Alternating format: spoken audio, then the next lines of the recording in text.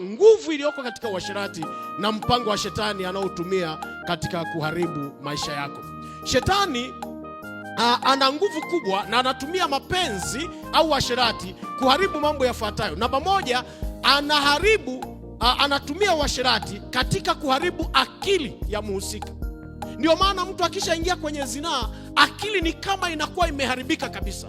Kama ni mke au ni mume, utaongea sana na wala hata kusikia, kwa sababu ameshaharibiwa akili. Kama ni kijana wa kike au wa kiume, wazazi wataongea na wala hata wasikia. Uasherati una tabia ya kuharibu akili ya mtu, una tabia ya kuharibu. Lakini namba mbili, unaangusha maadili. Ulikuwa ni mtu mwenye heshima zako, sasa unaanza kupokelea simu chooni, ikipigwa unakimbia chooni. Oya, subiri kwanza, ufara bado yupo habari hapa.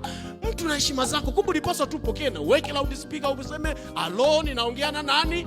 Unaongea na Jessica. Jessica, unasemaje? Na mke wako anasikia. Baadaye unamwambia mke wako, huyu anayeongea ni Jessica, hata mimi simfahamu. Na ukiambiwa simfahamu, kubali kwa jina la Yesu. Usianze kung'ang'ana na kumwambia utanieleza Jessica ni nani. Kwa hiyo inaharibu maadili. Hata watoto wakiangalia wanajifunza kutoka hapo, maana wameona baba yao ama mama yao ndivyo anachokifanya. Namba tatu, uasherati au zinaa huvunja kusudi la maisha. Ngoja niliseme hili, nisikilize vizuri.